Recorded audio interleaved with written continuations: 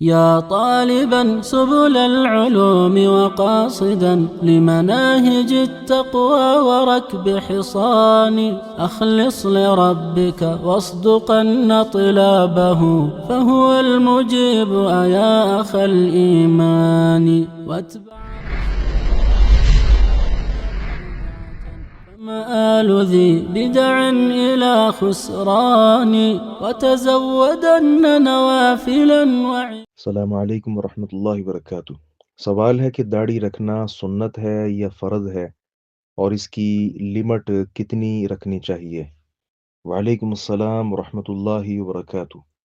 قرآن کریم میں اللہ سبحانہ و تعالیٰ نے ارشاد فرمایا ہے، وما آتاکم الرسول فخذوه وما نہاکم عنہ فانتہوا۔ پیغمبر علیہ الصلاۃ والسلام جو آپ کو دیں وہ لے لو، جس سے منع کر دیں اس سے رک جاؤ۔ داڑھی کے حوالے سے آپ صلی اللہ علیہ وسلم کے جو فرامین ہیں صحیح مسلم وغیرہ میں، وہ بڑے واضح ہیں۔ آپ نے فرمایا ہے داڑھیوں کو بڑھاؤ، داڑھیوں کو معاف کرو، داڑھیوں کو لٹکاؤ، عاف اللحا، وفر اللحا، ارخ اللحا، مختلف الفاظ احادیث میں آتے ہیں۔ اب اصولیین کے ہاں یہ بات مسلمہ ہے کہ جہاں آپ صلی اللہ علیہ وسلم حکم دے دیں تو الامر تدل علی الوجوب، حکم جو ہوتا ہے وہ وجوب پر دلالت کرتا ہے، اور فرض اور واجب میں کوئی فرق نہیں ہے۔ فرض کہہ لیں، واجب کہہ لیں، ضروری کہہ لیں، لازم کہہ لیں، کوئی بھی اور لفظ بول لیں، حیثیت میں کوئی فرق نہیں پڑتا۔ تو آپ صلی اللہ علیہ وسلم نے یہ جو الفاظ ارشاد فرمائے ہیں یہ حکم کے درجے پر ہیں، اور حکم کا درجہ عربی زبان جاننے والے سمجھتے ہیں کہ اس کے لیے جو مختلف گردانیں ہوتی ہیں، اس میں سے جو امر کی گردان ہے، تو امر کی جو گردان ہوتی ہے اس میں حکم کا مفہوم ہوتا ہے کہ آپ صلی اللہ علیہ وسلم نے حکم دیا ہے۔ تو یہ امر کے سارے سیغے ہیں جس میں گویا آپ صلی اللہ علیہ وسلم نے حکم دیا ہے کہ داڑھیوں کو بڑھاؤ، معاف کرو، لٹکاؤ۔ اب رہی یہ بات کہ داڑھی رکھنا سنت ہے کہ فرض ہے، تو اس کا سادہ سا جواب یہ ہے کہ داڑھی رکھنا فرض ہے۔ کیوں؟ کیونکہ آپ صلی اللہ علیہ وسلم کے فرامین ہیں۔ اور دوسری بات یہ ہے کہ سنت کے بھی دو اطلاقات ہیں۔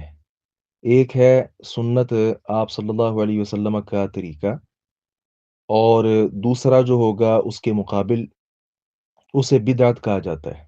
ایک یہ سنت ہے، ایک وہ سنت ہے جو عام لوگوں کے اندر معروف ہے، جو آپ کہتے ہیں کہ کر لیں تو بھی ٹھیک، نہ کریں تو بھی ٹھیک۔ یہ سنت یہ فقہی اعتبار سے ہے، اور یہ سنت کی الگ تقسیم ہے۔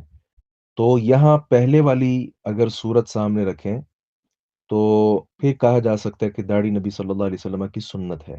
یہ بالکل ایسے ہی جیسے نکاح نبی صلی اللہ علیہ وسلم کی سنت ہے، آپ نے فرمایا نکاح من سنتی۔ اب یہ سنت یہاں فقہ والا سنت مراد نہیں ہے، بلکہ یہ طریقے والا سنت مراد ہے۔ تو آپ نے فرمایا نکاح من سنتی، نکاح میری سنت ہے، نکاح میرا طریقہ ہے۔ اب یہ اگر فقہ والی سنت ہوتی تو آپ یہ نہ کہتے کہ فمن رغب عن سنتی فلیس منی، جس نے میری سنت سے اعراض کیا وہ مجھ سے نہیں ہے۔ لہذا یہ سنت یہاں لازم کے معنی میں ہے۔ اسی طرح داڑھی کو اگر اس اعتبار سے آپ کہیں تو یہ سنت ہے کہ آپ صلی اللہ علیہ وسلم کا طریقہ ہے، جو اس کی خلاف ورزی کرے گا وہ دوسرے غلط طریقے پر چلے گا۔ یہ تو بات یہاں تک تو ٹھیک ہے، لیکن اگر عام جو لوگوں میں چلتا ہے سنت کا معنی اگر وہ مراد لیا جائے تو پھر اس کو سنت نہیں کہنا چاہیے، پھر اس کو فرض کہنا چاہیے، کیونکہ اس کے دلائل وہ بڑے واضح ہیں۔ اب رہا آپ کے جو سوال میں دوسرا پوائنٹ ہے کہ داڑھی کی مقدار کیا ہے، لمٹ کیا ہے، کتنی لمبی ہونی چاہیے؟ تو اس کا آسان سا جواب یہ ہے کہ آپ صلی اللہ علیہ وسلم نے جب فرمایا نا کہ داڑھیوں کو بڑھاؤ، لٹکاؤ، معاف کرو، تو آپ نے اس کی حد بندی بیان نہیں کی ہے۔ جب آپ صلی اللہ علیہ وسلم نے بیان نہیں کی تو نہیں ہے۔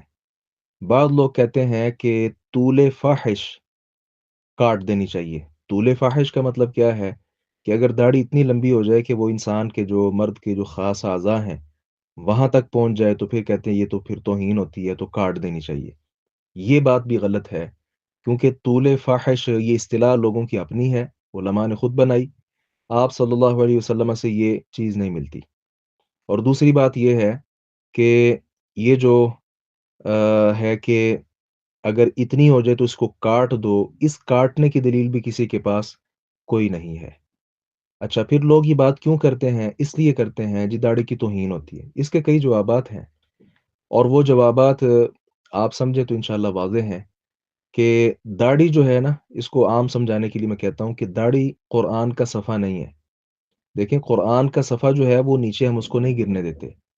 اگر قرآن پاک کا صفحہ وہ قرآن سے الگ ہو جائے، وہ پھٹ جاتا ہے، شہید ہو جاتا ہے صفحہ بسا اوقات بچوں سے یا جیسے بھی پھٹ گیا، تو اس پر چونکہ قرآن لکھا ہوا ہے، ہم پھر بھی اس کو نیچے نہیں گرنے دیتے۔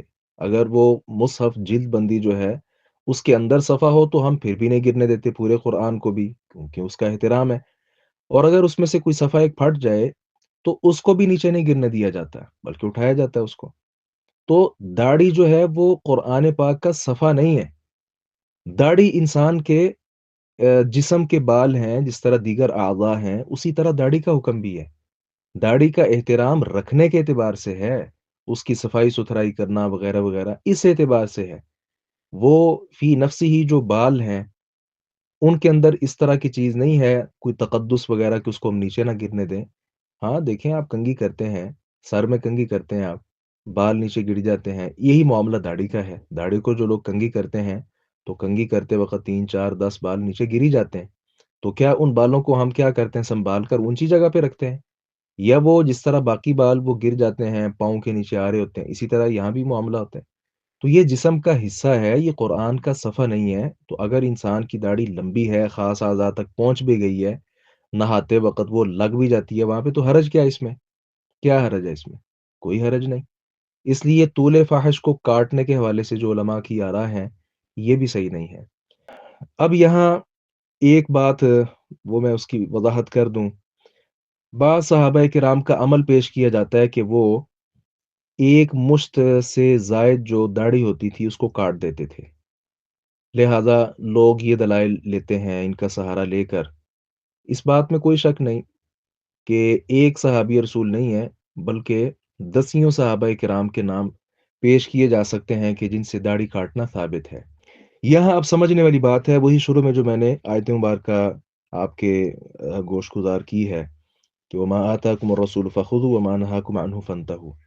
ہمیں جو نبی صلی اللہ علیہ وسلم دیں گے ہم پابند ہیں اس کو لینے کے، جس سے آپ منع کر دیں گے ہم پابند ہیں اس سے رک جانے کے۔ صحابی رسول کا وہ عمل جو نبی صلی اللہ علیہ وسلم کی موجودگی میں انہوں نے کیا، وہ تو حجت ہے ہمارے لیے۔ کیوں؟ کیونکہ وہ تقریری حدیث ہے۔ حدیث کی 3 قسمیں ہوتی ہیں نا، ایک آپ کا فرمان ہو، اور دوسرا کہ آپ کا فعل ہو، اور تیسرا کہ آپ کے سامنے وہ کام کیا گیا ہو یا کوئی بات کہی گئی ہو تو آپ نے انکار نہ کیا ہو۔ یہ 3 حدیث کی قسمیں بنتی ہیں۔ تو یہ تقریری حدیث ہے، لیکن آپ صلی اللہ علیہ وسلم کی وفات کے بعد دین چونکہ مکمل ہو گیا تھا، اس میں کسی طرح کی کمی بیشی کی گنجائش ہی نہیں تھی۔ لہذا اتمام دین کے بعد الیوم اکملت لکم دینکم واتممت علیکم نعمتی والی آیت مبارکہ کے نزول کے بعد صحابی رسول نے جو عمل بھی کیا وہ دین نہیں ہے۔ بڑی واضح بات ہے۔ صحابہ کرام، ان کی شخصیات کا احترام اکرام، وہ تو ہمارے ایمان کا حصہ ہے، لیکن بات وہ معتبر ہے جس پر اللہ اور اس کے رسول صلی اللہ علیہ وسلم کی مہر ہو۔ اس لیے صحابی رسول کے، صحابہ کرام کے ایسے اقوال، ایسے افعال جو کتاب و سنت کے مطابق نہیں، ان کا معاملہ الگ ہے کہ اللہ ان سے راضی ہو چکا۔ بلکہ بعض صحابہ کو نبی صلی اللہ علیہ وسلم نے یہ نہیں کہا تھا کہ آج کے بعد کوئی عمل نہ بھی کریں آپ جنتی ہیں۔ پھر رضا کا سرٹیفکیٹ اللہ نے دنیا میں ان کو سب کو دے دیا ہے، تو اللہ ان سے تو راضی ہو چکا ہے۔ ان کے تسامحات اللہ تعالیٰ کے ہاں وہ انشاءاللہ وہ معاف ہیں۔ جس طرح ہمارا نظریہ ہے تمام انبیاء کرام علیہم السلام معصوم عن الخطا ہیں، اسی طرح صحابہ کرام کے بارے ہمارا نظریہ ہے کہ وہ مغفور الہم ہے، اللہ نے سب کو بخش دیا ہوا ہے۔ خطائیں ان سے ہوئی ہیں یہ ہم مانتے ہیں، لیکن عند اللہ وہ معاف ہے انشاءاللہ۔ مجموعی طور پر ہم یہ بات کہتے ہیں۔ لیکن رضا کا سرٹیفکیٹ باقی لوگوں کو اللہ نے جنت میں جا کر دینا ہے، اہل جنت کو جنت میں ملے گا، اللہ تعالیٰ فرمائیں گے کہ میں آپ تم سے راضی ہوں، اس کے بعد کبھی آپ سے ناراض نہیں ہوں گا۔ یہ ہمیں سرٹیفکیٹ ابھی نہیں ملا، لہذا ضروری ہے کہ ہم یہ نہ دیکھیں کہ فلاں صحابی رسول نے یہ کیا تھا، بلکہ یہ دیکھیں کہ آپ صلی اللہ علیہ وسلم کی مہر ہے اس پر کہ نہیں۔ یوں سادہ لفظوں میں کہہ سکتے ہیں کہ صحابہ کرام کے وہ افعال، وہ اقوال جو کتاب و سنت کے خلاف ہمیں معلوم ہو تو ہم ان پر عمل نہیں کر سکتے۔ اور یہ امام ابن القیم رحمہ اللہ کی جو کتاب ہے نا اعلام الموقعین، اس کا ترجمہ بھی ہو چکا ہوا ہے، تو اس کو پڑھنا چاہیے کہ بعض صحابہ کرام کے اجتہادات جو ہیں وہ امت کے لیے حجت نہیں ہیں۔ امت کے لیے حجت وہ ہے جو اللہ اور اس کے رسول صلی اللہ علیہ وسلم کی بات ہے۔ تو یہ کچھ تفصیل آپ کے سامنے اس لیے رکھی ہے تاکہ کوئی یہ نہ کہے کہ فلاں صحابی داڑھی کاٹتے تو ہم بھی کاٹ لیتے ہیں، اس میں کیا حرج ہے۔ گناہ ہوگا اس پر، جو آج داڑھی کاٹے گا اس کو گناہ ہے اس پر۔ اللہ تعالیٰ چاہے تو اس کو معاف کر دے، چاہے تو پھر اس کی سزا بھی اللہ تعالیٰ دے۔ بہرحال یہ ہم کہہ سکتے ہیں کہ اس نے نبی صلی اللہ علیہ وسلم کے حکم کی خلاف ورزی کی ہے۔ صحابہ کرام کو تو اللہ نے بخش دیا، لیکن بعد والے لوگوں کو رضا کا سرٹیفکیٹ اللہ تعالیٰ نے، جو اہل ایمان ہے، ان کو جنت میں جا کر دینا ہے۔ جی اللہ تعالیٰ سمجھ عطا فرمائے۔ السلام علیکم ورحمۃ اللہ وبرکاتہ۔